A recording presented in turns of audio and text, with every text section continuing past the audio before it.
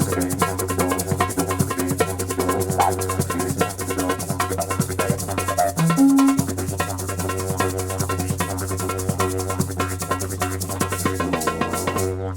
to the stage we have Rachael Lowe.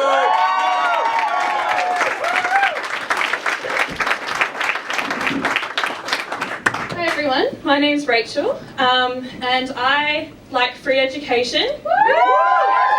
Thank you. I really like debunking wildlife myths, and oh boy do I love elephants. So I'm really excited tonight to actually be coming to you live from an escape room. Obviously it's more of a mental escape room, which I think can be quite well represented by this box that I can carry around and stand in. So this escape room is a product of the ANU. I don't know if you've heard of it. It's called a PhD. I'm surprised more cats don't do PhDs, honestly. So I've been doing this escape room for a while now, and it is through no fault of my wonderful supervisors. They keep trying to get me out. They keep giving me keys and clues and hints, things like kindness and guidance and patience. They are really trying to get me out. But there's still a few puzzles that I'm stuck on that I need to work out for myself. Just 3 little things. Funding, getting my research published, and finding a healthy work-life balance. I am led to believe that no PhD student in history has ever had a healthy work-life balance though, so if there is a free trial, I volunteer. So at times I can actually be quite an anxious person, and under this kind of personal and financial and academic pressure, it kind of feels like I'm a whole lot of panic and not a lot of disco at the moment. Yeah. But I think that in academia, for myself and everyone else who does it, it's so important to be reflective on your time and how you spend it, so you can track your progress and you can really set new goals for yourself, right? And I've been trying to practice that as much as I can. So I've been doing my PhD for a little over a year now, and you know, this time last year, I was overcommitted and underslept. And now I am so proud to say that I have completely turned myself around and how I do things. And now I'm underslept and overcommitted. So the great thing about this escape room is that I get paid half the minimum wage to do it. Yeah. And because I'm in the business of conserving all of life on Earth for everyone and everything, I think this might be as good as my salary is going to get for a while. Now, before I had this escape room, I was actually in another one for 5 years, and that was my undergraduate degree. Okay? In my opinion, an undergraduate degree is more of a very expensive panic room. Okay? And I say that because when you take research out, which is the humble and exciting thing that we do, and instead replace it with exams and assessments and group work, you can see why it is potentially the short straw of the stack. But never fear, the Australian government will pay your tuition for you and then give you an interest-free loan that you start paying back when you earn over a certain threshold. Okay? So for short, we call it a HEX debt. Who here has been hexed? Woo! Yeah. Yeah. I don't think it's a coincidence that the acronym for this debt is a curse. At all. And like I said, I'm a really big believer in free education. I think that access to education is a basic human right.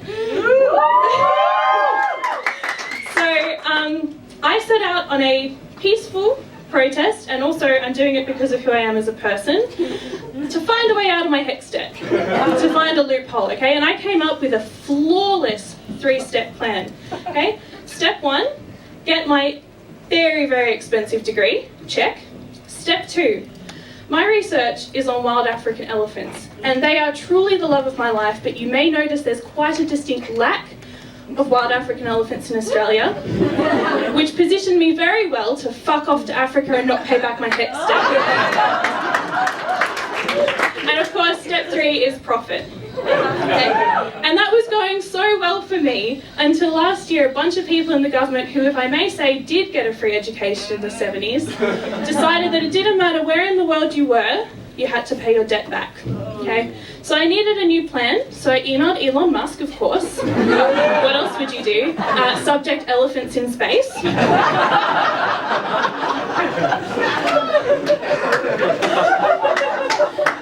I received quite a curt reply, something about it not being a high priority, something about elephants being too big for rockets, and I was being unreasonable. Elon, if you see this, I think you're being rude and also very close-minded. So I came up with a plan C, and this one is actually infallible. I recommend it, feel free to use it. I chose a career in wildlife conservation so that I will never earn over the threshold to pay back my debt.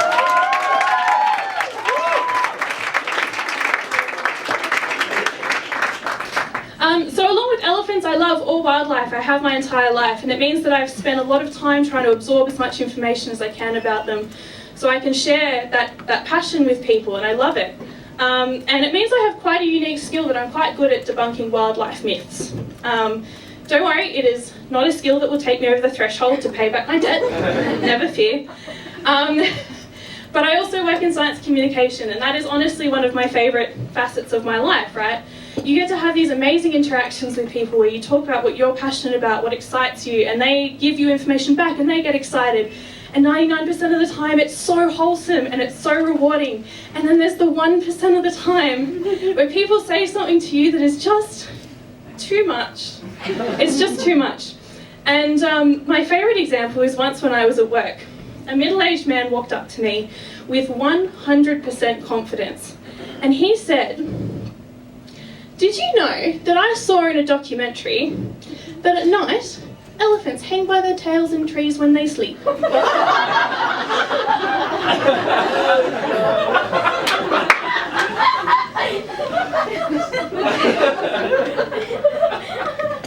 Sir,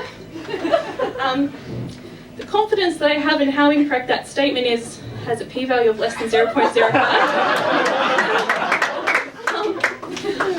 I'm gonna humbly give you some fun, fast elephant facts that might help you reconsider your statement. Elephants are 6 tons, they do not have prehensile tails, they don't sleep at night, and they don't have fur? Because I think the documentary you might be referring to is the animated film Ice Age. So I'm going to get you to take this information, maybe reconsider your completely unfounded confidence. I will keep this within me for a long time, work on my imposter syndrome and my founded confidence, and then we can reconvene and get back to that enthusiasm about elephants, maybe based on science this time.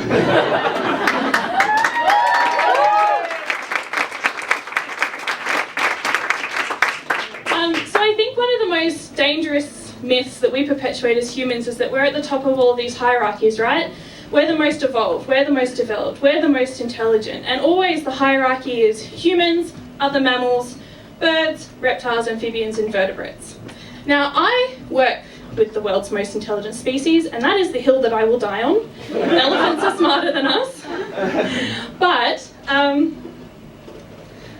I think, to put it more in perspective, jellyfish don't have a brain.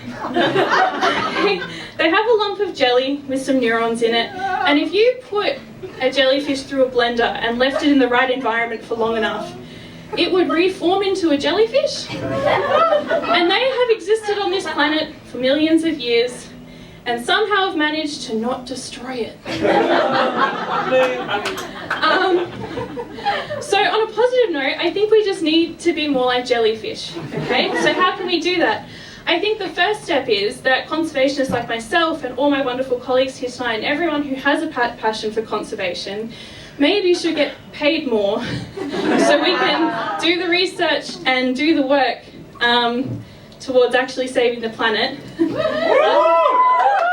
Even if that means I need a plan D to get out of my HEX debt, I'm willing to do it. And at the end of the day, every day, maybe we can be more like jellyfish and float around through this world a little more peacefully and a little more calmly. So at the end of the day, all of our hard work to make it a better planet isn't irrelevant.